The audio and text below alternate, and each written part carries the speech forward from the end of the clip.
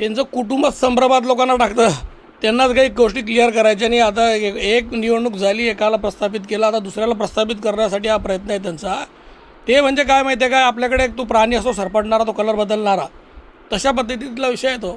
त्याच्यामुळे ते काही समजत नाही मला, ते मला नाव नाही माहीत त्याचं काय तर तसं आहे ते. त्याप्रमाणे ते कलर बदलायचे. इकडे गेलो की आम्ही राष्ट्रवादी, इकडे गेलो की आम्ही भाजप, दोघांचे विषय घेऊन चालायचं आणि स्वतःचं फॅमिली फक्त समजून घ्यायची. फॅमिलीच्या बाहेर विचार न करणाऱ्या माणसाचं काय करू शकतो कोणी? मतदारसंघाचा विकास कधी करता आला काय यांना?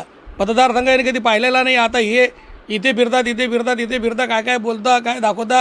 अरे स्वतःच्या बाहेर न जाणारे लोक ते काय मतदारसंघाचा 30 वर्ष तुम्हाला संधी दिल्यावर तुम्ही काही करू शकला नाही आहे. माननीय एकनाथ शिंदे साहेबांच्या नेतृत्वामध्ये महाराष्ट्र राज्यभरामध्ये जी घोडदौड चालू आहे, ही पाहून चांगल्यांचे होश उडालेले. त्याच्यामध्ये हे भाऊला हे समजत नाही मी जाऊ कुठे, त्यांच्या हे लक्षात येत नाही आहे की केलं काय पाहिजे. आता मी इकडे राहिलो पाहिजे की इकडे राहिलो पाहिजे, काय केलं पाहिजे. कधी सांगता मी भाजपमध्ये आहे, कधी सांगता मी राष्ट्रवादीमध्ये आहे. त्यांच्यात संभ्रम तेव्हा समजत नाही आहे. आणि काही पत्रकारांकडून विचारलो मी, ते ऑफ दी रेकॉर्ड काही पत्रकारांनी मला सांगितलं, पत्रकार बांधवांनी, की ते काय म्हणता. ते म्हणतात तुम्हाला बी नाही मला बी नाही, असं काहीतरी म्हणता म्हणते, असं ऐकलं आहे मी. त्याच्यामुळे वस्तुस्थिती आहे ती.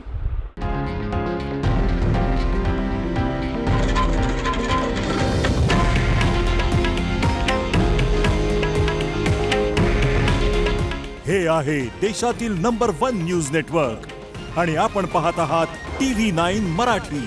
काळजी तुमची, हित महाराष्ट्राचं.